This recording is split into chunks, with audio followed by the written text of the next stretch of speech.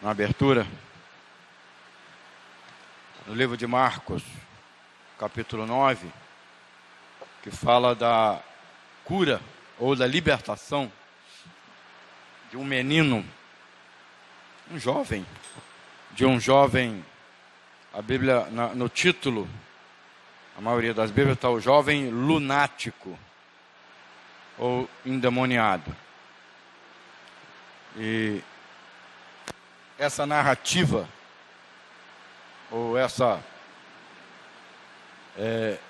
história contada no milagre de Jesus, contada por Marcos, nos dá um acréscimo, mostrando aqui da responsabilidade que nós temos na execução do milagre, ou na recepção do milagre. Porque nós achamos que para receber o milagre, basta a ação de Deus. Basta Deus fazer. Mas não é bem assim. Entendeu? Nós vemos que quando aquele jovem foi levado, né, para os discípulos, pelo pai, os discípulos não puderam realizar o milagre. Embora os discípulos estivessem convivendo com Jesus já há algum tempo, provavelmente um ano e pouco, já estavam convivendo com Jesus, que mais ou menos no meio do ministério de Jesus, eles não puderam fazer nada. A Bíblia fala que eles foram inclusive alvo de crítica das pessoas que estavam ali, estavam discutindo, criticando entre si, porque eles levaram o menino para os discípulos orarem e libertar, e eles não puderam fazer, nada aconteceu. E Jesus chegou, viu a discussão, perguntou de que se tratava aquela discussão, e o pai, então, sai do meio da multidão e declara qual era o motivo da discussão. Ora, ele trouxe aqui o meu filho, ele tem um espírito mudo, e o pai identifica que aquele espírito mudo é um espírito imundo, ou um demônio, porque ele se convulsiona, ele se endemonia, e a Bíblia fala que ele revolve, espuma pela boca e atira-se pelo chão, e a Bíblia fala que ele estava emagrecendo, estava se definhando por causa disso. O que me chama bastante atenção nesse texto é que o pai fala que este demônio acompanha esta pessoa desde a infância, desde criança. É possível uma criança endemoniada? É possível uma criança ser possessa por demônios? A gente vê aqui que é possível sim. Porque o diabo, irmãos, os demônios, eles são covardes. Eles não esperam a pessoa crescer, não esperam amadurecer. Eles tomam as pessoas desde a infância, por covardia. É próprio de Satanás a covardia, porque ele age em pessoas que não podem se defender, que não tem condições de defender. Um covarde é aquele que age contra uma pessoa indefesa. Entendeu? Então, o diabo, ele é covarde. Nós, como estávamos lá em Pernambuco, nós tínhamos um trabalho com crianças de rua. Toda sexta-feira, que nem hoje, nós saímos com a igreja, um grupo de jovens, irmãos, irmãs, um grupo, fazia lanche, sanduíches, às vezes quando estava mais frio, era uma sopa bem substanciosa, e distribuía para as crianças de rua. Recife é uma cidade que melhorou muito, tinha uma população de rua muito grande, e boa parte dessa população de rua eram crianças, viviam na rua. Eles drogavam, se prostituíam, alguns roubavam, e era uma população de rua muito grande. E havia locais de concentração. Hoje chama-se Cracolândia. Na época não existia o crack ainda. A molecada ia para cheirar cola. Ficavam com aquelas latas de cola, dividiam entre si, botavam dentro de saco plástico, enfiavam a cara dentro daquele saco plástico, e eles ficavam doidão. Meninos de 6, 7, 8 anos, 10, meninas já, 10, 11, 12 anos já, vivendo, prostituindo, vivendo como se fossem adultos. Meninos daqueles que tinham mais conhecimento da vida adulta do que um de nós, talvez.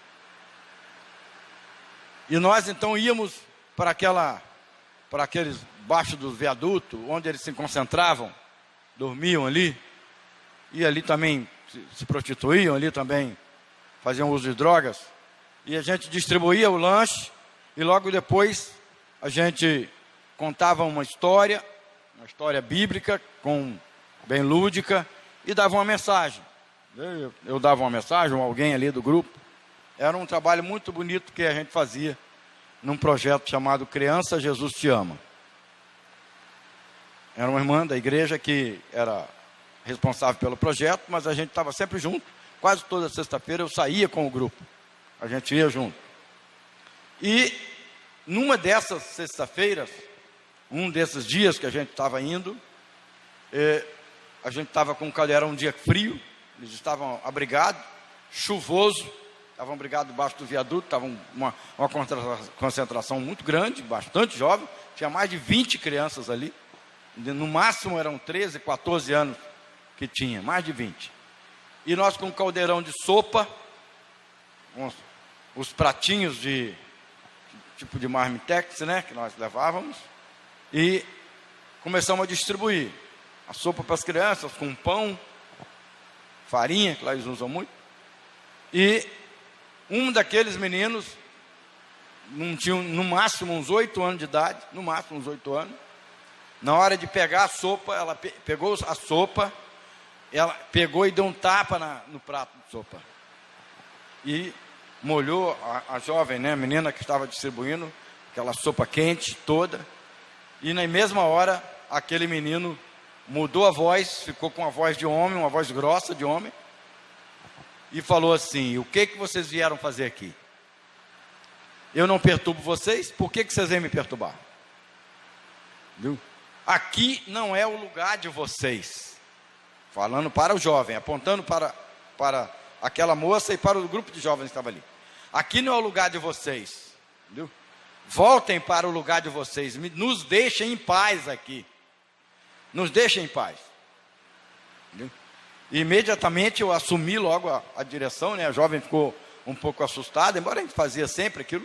O jovem ficou um pouco assustado, o grupo de jovens, eu assumi a direção e eu falei, me dirigi para aquele menino, na verdade para aquele demônio, e dei uma ordem. Primeiro eu falei para aquele demônio: você não tem o direito de falar aqui. Você não tem o direito de falar. Cala a tua boca. E ele quis ainda continuar falando. Eu falei: eu mandei você calar a tua boca. E você vai sair deste menino agora. Porque este menino não te pertence. Aí o demônio continuou falando. Porque ele é atrevido, né? Ele me pertence sim. Os pais deles me deram ele. Os pais deles me entregaram ele. Ele é meu. Ele falou: ele não é seu. Ele pertence a Jesus. Você vai sair dele em nome de Jesus. E nós começamos a orar, até que aquele menino caiu no chão e o demônio foi embora. Um menino de 8 anos. Irmãos, naquele dia, me deu uma raiva, a raiva santa, será que eu posso chamar assim? Do demônio. Eu fiquei com tanta raiva daquele demônio por causa da covardia. Um demônio tomar uma criança de 6, de 8 anos e usar aquela criança para exercer sua malignidade. Aquele demônio, ele usufruiu da inocência daquela criança e destruiu. Ele simplesmente destruiu, como tem feito com milhares de crianças ao longo da humanidade e hoje, atualmente. Hoje ele usa outros meios, né? A internet principalmente, através dos celulares. Crianças sendo destruídas, crianças sendo endemoniadas, por causa de joguinhos. Alguém fala, mas são só joguinhos. Não são joguinhos inocentes. Não estou falando de jogos de maneira generalizada, não. Alguns jogos são até educativos, alguns jogos auxiliam, inclusive, né, na inteligência, na parte cognitiva. Alguns jogos são bons, né, auxiliam. Não estou aqui demonizando os jogos e nem tampouco demonizando a internet. Eu estou dizendo que o demônio está lá. O demônio está lá como está em todo lugar. Mas, então, hoje o diabo usa essas armas. E também pode, da mesma forma como nós vimos lá em Recife, há quase 30 anos atrás, nós vimos também aqui com Jesus, pode usar crianças ainda pequenas, pode usar jovens, mesmo que ele não tenha, mas é preciso que... Uma vez eu ouvi um argumento de um teólogo, mas a pessoa precisa ter entendimento para que o demônio possa usar. Negativo.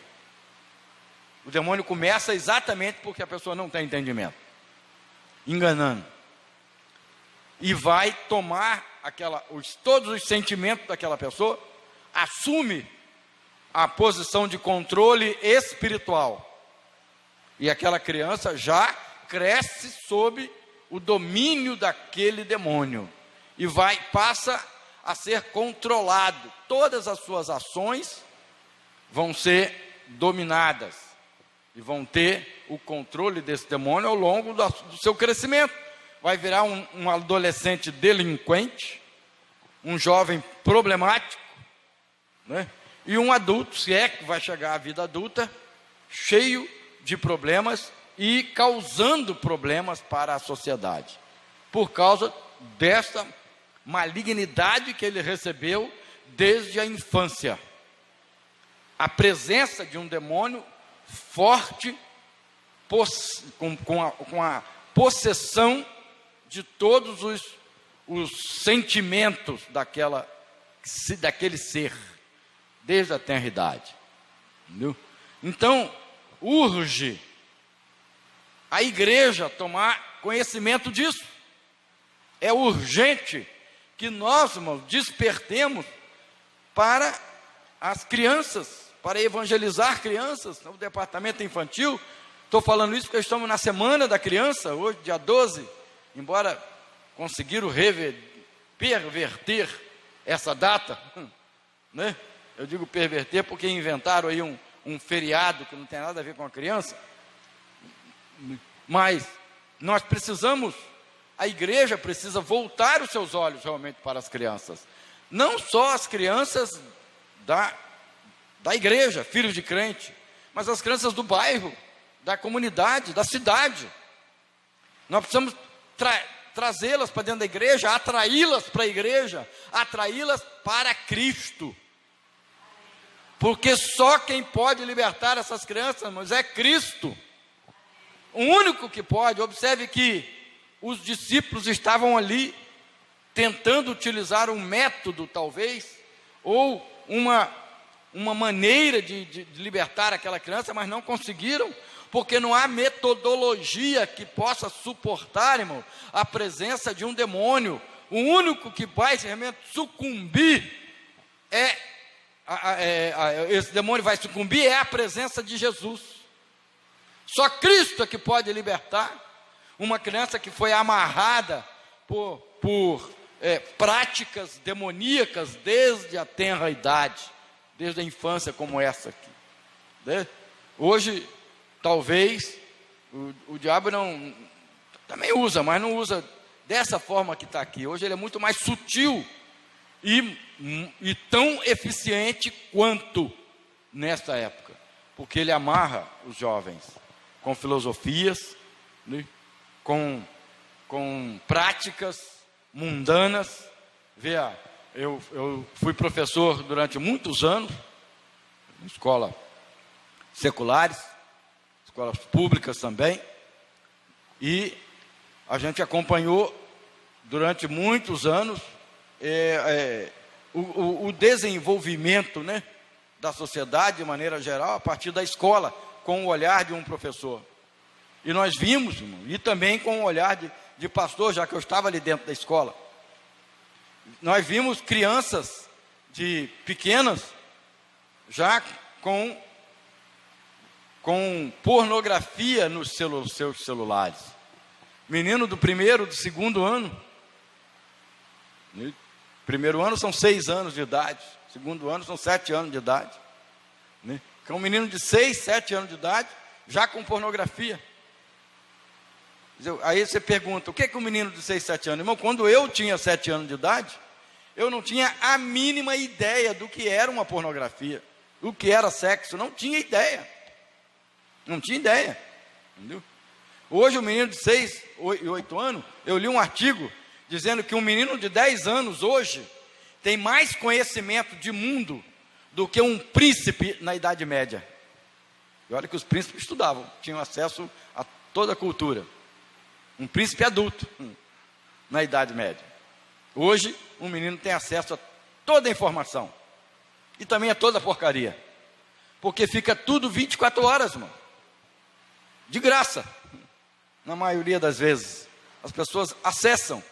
Nós temos a responsabilidade, irmãos, de fazer o contraponto, a oposição a essa ação demoníaca orquestrada que vem nas escolas, nos governos, nas comunidades, de maneira geral.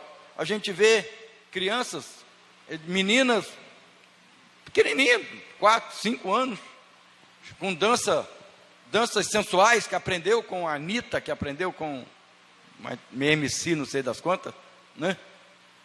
E menininha, 3, 4 anos, já fazendo poses sensuais. Isso é uma doutrinação que as comunidades estão recebendo, que a sociedade está recebendo. Nós, a igreja, às vezes ficamos de braços cruzados, irmãos, nas nossas casas, cômodos, achando que não é problema nosso. Nós estamos vindo à igreja fazendo o nosso papel, o nosso trabalho, achando que com isso está muito bem. Senta no banco e canta o hino, às vezes bate palma, dá um glória, um aleluia, entendeu? Esboça falar alguma língua estranha e vai embora para casa, acha que cumpriu o seu papel. Nós não podemos ficar calados, não podemos ficar parados, quando uma geração inteira está se deteriorando, uma geração inteira está sendo destruída pelo diabo.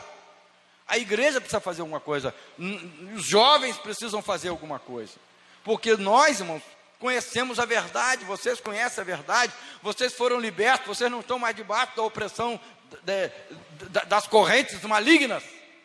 Então nós precisamos desacorrentar, livrar aqueles que estão aprisionados e que não tem como sair, não tem como.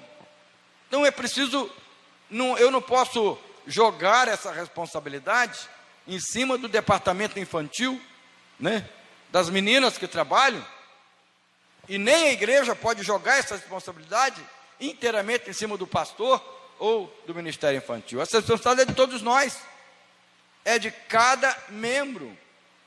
Você precisa reconhecer o vizinho que você tem, que tem crianças, e convidá-lo, trazê-lo para a igreja, trazê-lo para a festinha das crianças, onde nós vamos ter oportunidade de levar a vacina falando tanto em vacina, né?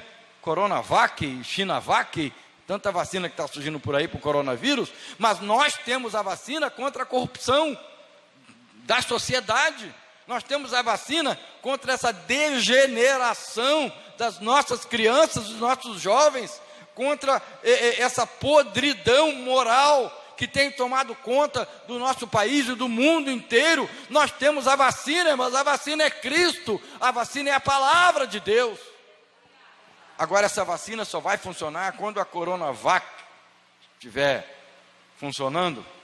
Estão dizendo aí que em janeiro já deve ter vacina para todo mundo. Não acredito muito não, né? Primeiro vão vacinar lá os países ricos, eu acho, né? Até chegar no Brasil, acredito que vai chegar. Mas só vai funcionar para quem vacinar. Não é? Quando saiu a vacina de gripe, aí os idosos a partir de 60 anos, né, precisam vacinar, então vai outro grupo de pessoas. Alguns idosos não vão vacinar, porque cria-se um mito em torno da vacina. Não é, Paulo, que trabalha no posto de saúde? Muitas acham, o governo inventou essa vacina para matar os velhos. Tem até essa história, não tem? Né? Então aí as pessoas acabam pegando a doença, porque não vacinam.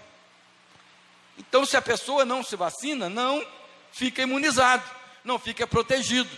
Então, da mesma forma, irmãos, é a palavra de Deus, eu preciso aplicar a vacina, porque muitos deles não procuram. Então, eu é que tenho que levar. Nós somos os vacinadores de Cristo, para levar, irmãos, a essas crianças que estão sendo contaminadas. Crianças da nossa igreja, mas também da comunidade. Cada um de nós é responsável por sair do meio dessa multidão. Nós estamos no meio da multidão, seguindo a Cristo, mas sem ter o poder efetivo de Cristo nas nossas mãos.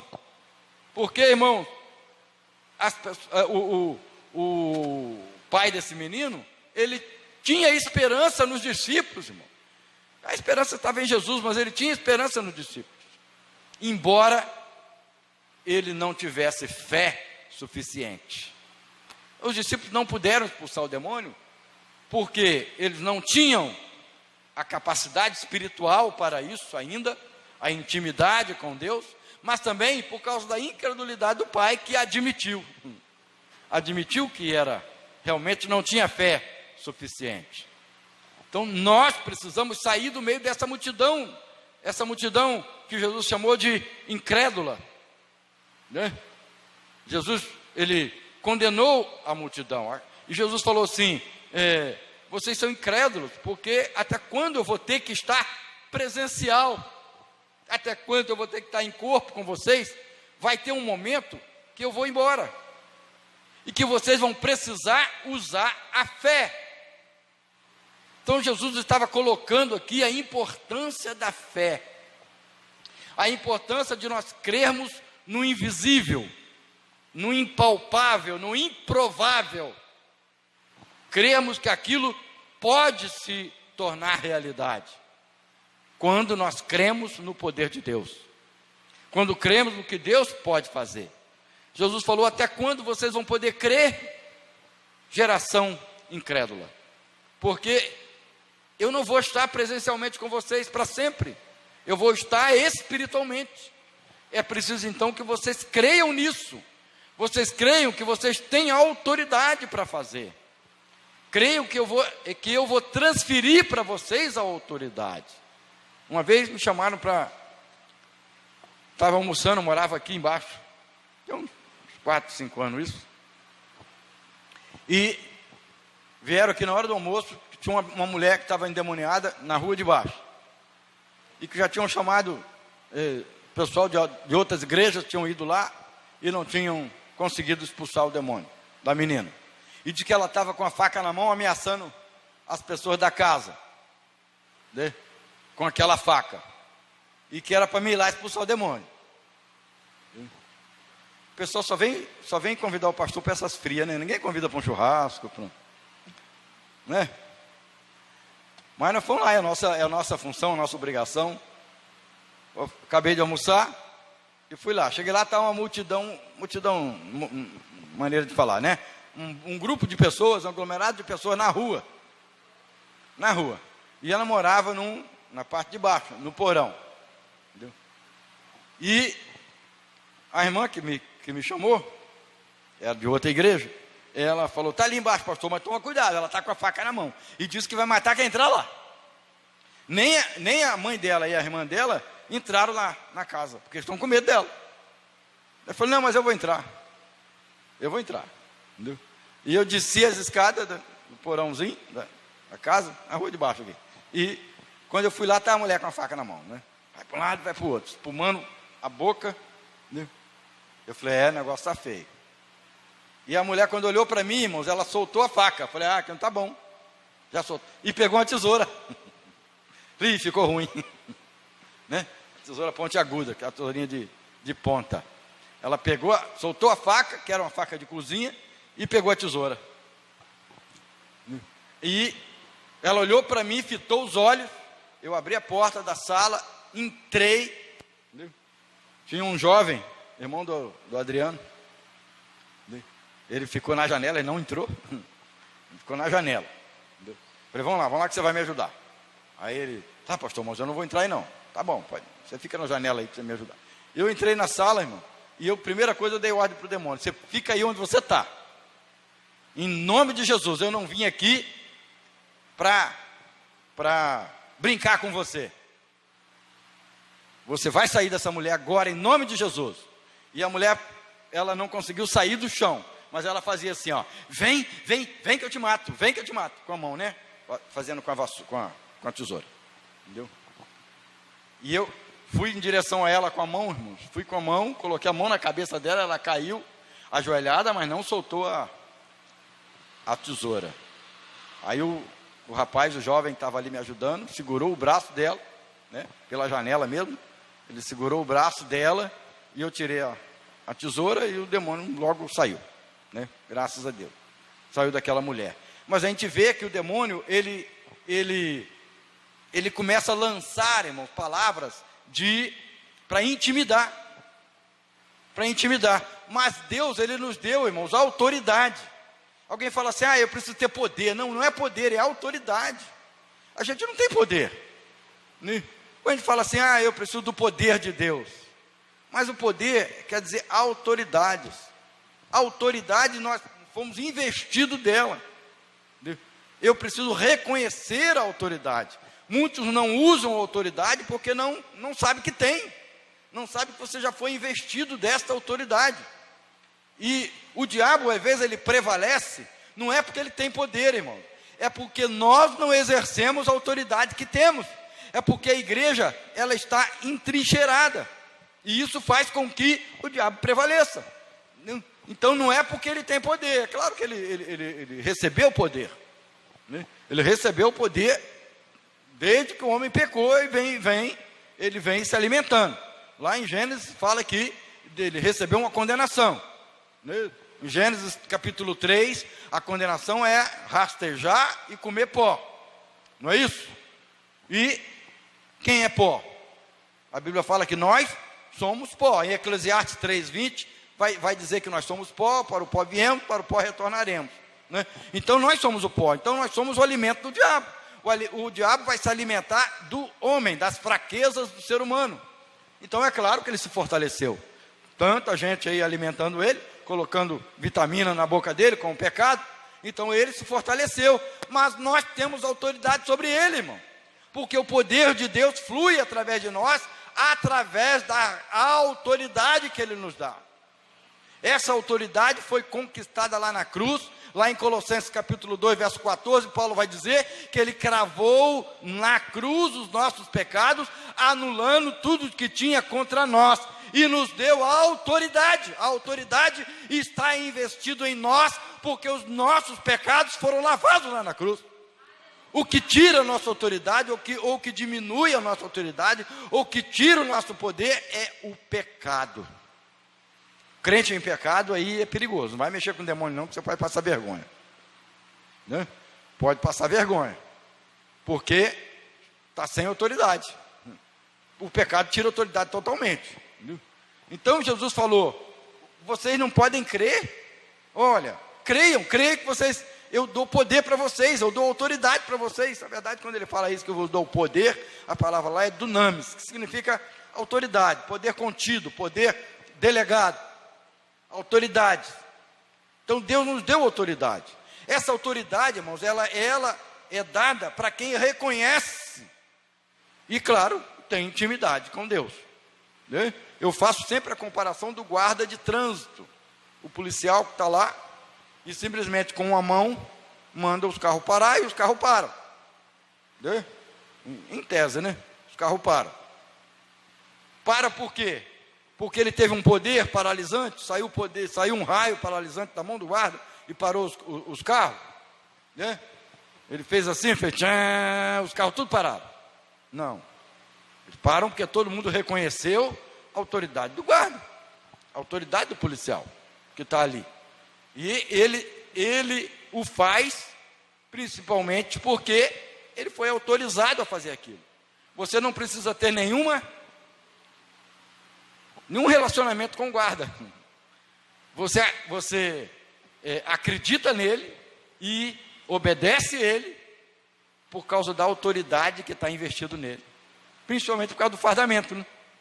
Quando ele está fardado, aí você reconhece, não, isso aí é um policial, ele está com a farda, ele é um policial. Então as pessoas obedecem, ou se não está fardado, ele tem que apresentar as credenciais. O policial chega, polícia, e mostra lá o documento dele. Então, a partir do reconhecimento da autoridade, aí as pessoas vão obedecer, vão se submeter àquela autoridade. É a mesma coisa o diabo, irmão. Você tem que mostrar para ele a sua insígnia, o seu brasão, né? A sua identidade de crente. Você diz para ele, eu sou cristão. E qual é a insígnia, qual é o brasão, qual é a identidade do crente, irmão? É a sua comunhão com Deus, é estar em dia com o Senhor. Quando você está em dia com Deus, você vai dizer para o diabo, sai, e ele sai. Você vai dizer para o diabo, cala, e ele cala. Você vai dizer para a enfermidade, sara, e ela sara. Por quê? Porque a autoridade está investida sobre nós. Quando aquele homem foi se encontrar com Jesus, Jesus falou para ele, Jesus repreendeu os discípulos, geração incrédula, mas também repreendeu aquele homem. Olha, para ter milagre, Jesus falou para ele, você precisa de um mínimo de fé. Então Jesus, irmãos, ele estava dizendo que a responsabilidade do milagre não é só de Deus, é também de quem recebe.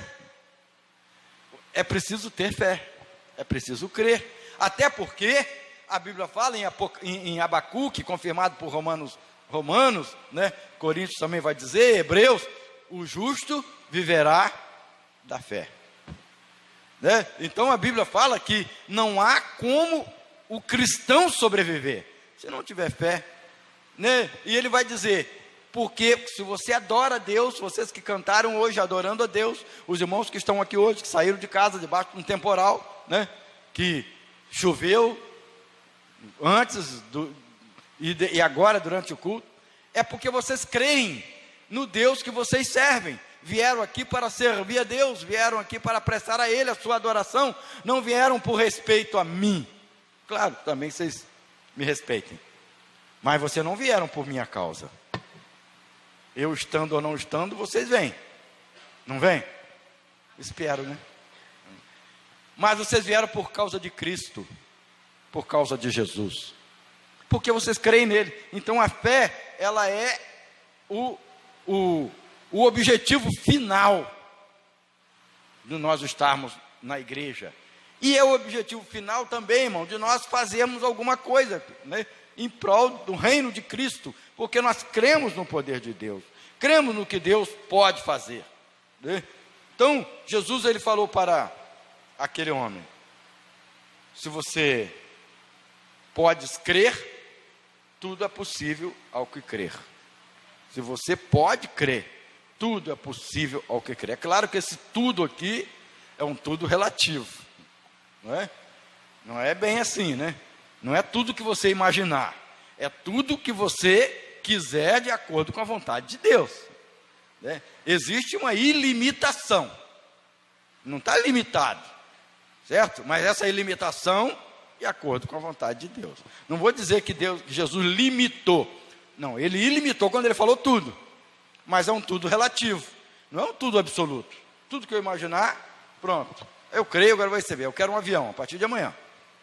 Não quero andar mais de carro, quero andar de avião. Então é um tudo relativo. Eu sei que eu não vou poder ter um avião. Então não adianta eu querer, não adianta eu pedir. Então é um tudo de acordo com o que Deus quer. Não é? É um tudo que está plausível. Não se refere ao que nós imaginamos. Tudo que a gente pode imaginar. Entendeu? Deve se basear, porque toda oração da fé, irmão, tem que se basear na vontade de Deus. Nós já estudamos durante o mês de setembro todinho a vontade de Deus, né? A vontade do Senhor. Então, aí sim vai se enquadrar, aí eu posso crer, e Deus realmente vai fazer. Então, a questão é o que se pode fazer e o que se pode crer. Até onde vai a minha fé? A minha fé tem que ir de acordo com o poder de Deus que vai emanar. E o poder de Deus é limitado, né? Não tem limitação para o poder de Deus. Então, nós temos que crer. Da mesma forma como eu desci para expulsar o demônio daquela garota, daquela jovem, entendeu? Não baseado no meu poder, quem sou eu? Né? Eu não tenho nenhum poder sobre o demônio. Não. Quem tem é a autoridade de Deus que está em mim. Eles têm muitas vantagens sobre nós, irmão.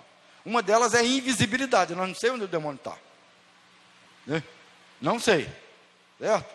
Então essas são vantagens. Ele pode pular de uma pessoa para outra. E isso é uma vantagem. Mas nós estamos muito à frente dele porque nós temos Cristo, o Senhor de todas as coisas. Então a nossa vantagem é muito maior, né? Claro. Jesus mesmo falou que maior é o que está conosco do que o que está nele. Então foi baseado na fé e no poder. A primeira vez, irmão, que nós tivemos uma experiência com demônios. Eu era jovem, a gente estava ensaiando uma peça de Natal lá no 40. Minha mãe lembra muito bem das peças de Natal que a gente fazia. Era uma cantata. Eu era o regente da mocidade e eu estava ensaiando uma cantata de Natal. Um grupo de jovens. Era um grupo bem grande, tinha uns 150 jovens mais ou menos no ensaio. Na mocidade eram 300 e poucos jovens. Tinha uns 100 e poucos jovens no ensaio e a gente estava ensaiando uma cantata de Natal. E a porta da igreja era de abrir também igual ali, estava com apenas uma fresta, que era só ensaio. De repente, eu, de frente para os jovens de costa, eu vi uma mulher, abriu a porta, com o cabelo desse tamanho, né? E veio correndo, buf, caiu na frente da gente ali. Foi a primeira vez que nós tivemos uma experiência com o demônio, num ensaio, hein? Num ensaio. Os jovens afastaram, os jovens que estavam na frente se afastaram, saiu tudo assim. Falei, não, gente, é um demônio, nós vamos expulsar. Se entrou na igreja, a mulher veio aqui, é porque ela quer ser liberta. Aí meu irmão também estava lá, o Rocintes, estava ensaiando. E nós vamos levantar tudo, vamos ficar em volta dela aqui, nós vamos orar e vamos expulsar. Entendeu? E nós expulsamos, os jovens ali, eu, meu irmão e mais os jovens. E a mulher logo ficou assim, onde eu estou? A senhora está dentro da igreja. Como é que eu vim parar aqui? Aí as meninas levaram ela para o banheiro, pentearam o cabelo dela, jogaram água na cara dela e tudo. Ela sentou no banco, aí não teve mais ensaio. Né? E a partir daquele momento, eu percebi, irmão, que Deus, Ele nos dá realmente autoridade. Naquele momento ali, que o demônio pegou aquela mulher, primeira vez lá, nos anos de... deixa para lá, né? É como se a gente tivesse recebido naquele momento uma autoridade maior, um revestimento maior, que Deus deu. Entendeu? Não quer dizer que você precisa ser perfeito para receber a autoridade de Deus. Não quer dizer que você precisa ser o suprassumo da santidade. Não é isso. Até porque Deus não está procurando esse. Deus não procura o super crente. Deus procura o crente obediente, irmão. Deus procura o crente sincero. É isso que Ele está procurando. A autoridade vem exatamente da sua sinceridade com Deus. Da sua regularidade com Deus. Não é aquele crente que hoje está pensando uma coisa, amanhã está outra, né? Amanhã passa o dia na pornografia, ou conversando coisas que não deve, Hoje está na igreja, cantando, pulando, saltando. Amanhã está com intimidades com a namorada ou com o namorado, vai para motel e tudo mais. Então, não é esse tipo de crente que Deus quer. Deus quer o que tem a regularidade. Você vai cometer um ou outro deslize? Vai. Não estou dizendo que você deve fazer isso. João, ele escreve: filhinhos, é bom que não pequeis, mas se pecares, tendes um advogado diante de Deus, Jesus Cristo, o justo. E ele completa: se confessarmos os nossos pecados, ele é fiel e justo para perdoar os nossos pecados. João, capítulo 1, 1 João, capítulo 1. Então, e o capítulo 2, capítulo 1, versículo 6 e 7, e o capítulo 2, versículo 1 e 2. Então, ele tá dizendo, irmão, que nós temos a passividade de pecar, podemos pecar. Ele não está dando salvo-conduto para ninguém pecar, irmão. João não está dizendo que pode pecar, mas ele está dizendo que nós temos, e é isso que vai nos dar autoridade. A autoridade é você estar pedindo perdão, você estar em dia com Deus, você está colocando a sua vida no altar, pedindo a Deus para te limpar, para te dar condições de viver a vida que Deus quer de nós. Então isso é que vai te dar autoridade, é a sua regularidade. É por isso que Deus gostava de Davi, irmão. Davi era um homem sincero, né? Davi era um homem límpido, do ponto, não era santo, assim, santarrão, né? Ungidão, né? Não era um ungidão, porque você gosta de unção, irmão, uns são e outros não são, não é? Mas Davi não era assim. Davi, ele reconhecia o seu pecado, essa é a diferença. Davi, ele era sincero, ele era transparente. Ele escreveu o Salmo 51, o Salmo 25, o Salmo 51 ele fala: contra ti somente pequei. Isso não era uma confissão particular, irmão, era uma confissão pública, porque os salmos eram lidos na igreja, era lido nas sinagogas, era lido nas reuniões públicas. Então ele era transparente, ele não escondia o seu erro, ele não escondia o seu pecado.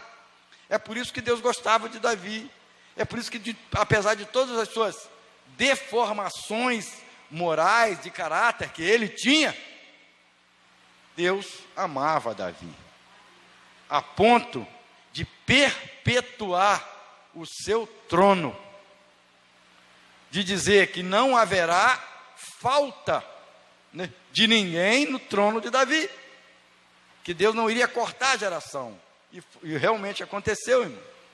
Todos os reis de Judá, né, foram descendentes de Davi. O de Israel depois se desvirtuou, vieram outra dinastia, mas todos os reis, né, do reino do sul, todos vieram da dinastia de Davi, eram descendentes de Davi, todos eles, inclusive o principal rei de Israel. Quem foi o principal rei de Israel? Oi? Pode falar, é esse mesmo, Jesus, gente. O principal rei de Israel, né, é da descendente de Davi, e inclusive ele é chamado filho de Davi, porque veio o principal rei de Israel, o principal rei da humanidade, né? Porque quando eu falei principal rei de Israel foi uma pegadinha, né? Mas, então, ele era descendência de Davi. Então, olha só, como é que Deus amava Davi, por quê, irmão? Que Deus amou um homem falho, que cometeu pecados terríveis. Ele mesmo admitiu esses pecados, irmão, admitiu. Quando ele fala assim, quando ele chama, lá em 2 Reis, quando ele chama Salomão, que era um dos seus filhos mais novos, e fala para a nação: olha, está aqui o meu filho Salomão, é ele que vai assumir o meu trono, ele é novo. Ele tinha filho mais velho, Adonias era o mais velho, mas mais tarde Adonias fez até uma revolta, uma guerra civil, né? Revoltado com a decisão de Davi de colocar Salomão e não ele, e se deu mal depois, né? Depois Absalão também era filho de Davi, que também se revoltou, dividiu inclusive o trono, entendeu? Mas Deus falou com Davi que era para colocar Salomão, e ele fala: Salomão é inexperiente, vocês vão ajudá-lo. E ele fala: eu queria construir o templo, era o sonho de Davi, eu queria construir o templo, mas eu não vou poder. Por quê? Porque eu derramei muito sangue Deus falou comigo que eu não vou construir porque tem sangue nas minhas mãos. Olha, era sangue de guerra, irmão, só que ele exagerou, irmão. Ele exagerou, ele matou muita gente que não devia. A gente vai pesquisar, a gente vai ver. Ele matou muita gente sem necessidade. Então, por causa disso, Deus falou, você não vai construir, porque tem sangue inocente nas tuas mãos. Não estava se referindo só a Urias, né, o marido da Batseba. Ele estava se referindo a todas as pessoas que ele está falando, as guerras que ele empreendeu. Mas mesmo assim, irmão, Deus amou Davi, por causa dessa transparência, porque ele deixou isso claro para o povo. Ele deixou claro que ele não era a flor que se cheirava. Ele falou, eu não sou um cara tão bom assim, mas eu amo o meu Deus, e eu sirvo a Ele. Eu não faço nada sem consultar o meu Deus. Deus é o meu tudo, Deus é a minha vida. Então, apesar de todos os pecados, apesar de todas as mazelas, ele era transparente. Essa transparência, irmãos, é que Deus ama. É essa transparência que Deus quer ver em nós. Ele não quer que nada fique escondido. E essa transparência, né? Fala-se tanto em transparência na política, mas tem que ter transparência na igreja. Domingo eu devo falar sobre isso. É isso que Deus quer ver em nós. E é isso que nos dá autoridade. Porque você não tem nada oculto, não tem nada escondido, o diabo não pode te pegar. Entendeu? A falta de transparência, irmãos, deixa gancho para o diabo laçar. Deixa gancho para te acusar. Mas Deus, Ele quer ver em nós aquilo que realmente nós somos. Não adianta, de Deus não adianta se esconder, né? A gente tenta esconder das pessoas. Mas Davi foi esse homem que foi transparente. As pessoas viam nele o quem realmente ele era. E não tinha nada escondido nele. Apesar de ser uma pessoa importante. Deus nos abençoe. Que possamos nos atentar para a autoridade que Deus nos deu. Né? E que nós usemos essa autoridade. Não vamos escondê-la. Não vamos acatá-la. Só para exemplificar, uma experiênciazinha no final. Uma vez nós fomos fazer uma excursão, a gente era solteiro, a igreja, de vez em quando a gente saía com os jovens, a gente estava indo para o Museu Imperial, em Petrópolis. E alugamos um ônibus, uma juventude, e o meu irmão estava junto, meu irmão era tenente da FAB, da Força Aérea, estava servindo no Rio de Janeiro, lá na base aérea de Santa Cruz. E, acho que era em Santa Cruz que ele estava servindo. E o pastor colocou ele responsável, ele era o presidente da mocidade também, eu era o vice. E no meio do caminho, a polícia rodoviária parou o ônibus. Estava faltando um documento, não era o documento do ônibus, nem nada. Era um documento que tinha que ter, mas não era assim um documento tão importante. Mas a polícia rodoviária resolveu encher a paciência. O motorista veio e falou com a gente, esse documento ninguém tem, ninguém usa mais. Mas ele está exigindo. E ele falou que vai prender o ônibus. E eu falei para o meu irmão, vai lá, Rocins, vai lá, fala para o homem que você é tenente, que o homem vai liberar. E ele falou, não, eu sou militar, sou autoridade, não é para isso. Eu falei, não é para isso também, rapaz. Vai lá. E aí meu irmão é muito humilde, né? Muito humilde. Ele sentado lá no fundo do ônibus. Entendeu? E a gente estava lá, já quase meia hora. Entendeu? Aí o motorista voltava. Gente, eu acho que o homem quer dinheiro. O policial quer dinheiro. Ele não falou não, mas ele quer dinheiro para soltar o ônibus. Aí o síndico falou, não, dinheiro a gente também não vai dar não. E eu vou lá conversar com ele. E eu fui com ele, né, com o meu irmão, né? Falei, essa eu quero assistir. Entendeu? E ele foi, botou já a carteira dele na mão, e foi lá e falou com o guarda. E ele todo cheio de, né? Ele não gosta de fazer essas coisas. Ele falou assim, professor, o que está havendo? Não, está faltando aí o manifesto, não sei de quê, policial. Mas o motorista falou que ninguém usa mais isso. Não usa, mas eu estou exigindo, mas ainda é lei. Ninguém usa, mas ainda é lei. A lei não caiu ainda. Tem que ter. Aí ele falou assim, é porque eu sou responsável pela caravana, o pastor me colocou como responsável, exatamente por eu ser militar. Aí mostrou a carteira. Não, se tem uma autoridade a bordo, não tem problema. Então só pode ir. Entendeu? Tem uma autoridade lá, então sou autoridade, sou responsável. Não, eu me responsabilizo. Não, então não tem problema. Tá? Eu vou liberar o outro. Aí liberou na hora. Quer dizer, então, é a autoridade que ele estava lá contida. Então, muita gente tem essa autoridade, mas não sabe usar. Não é usar para usurpar, para exercer autoridade sobre as pessoas, como mando, com autoritarismo. Mas é a autoridade de Deus, irmãos. Nós temos que exercê-la contra o mal. Não podemos nos acovardar. Amém? Vamos ficar de pé.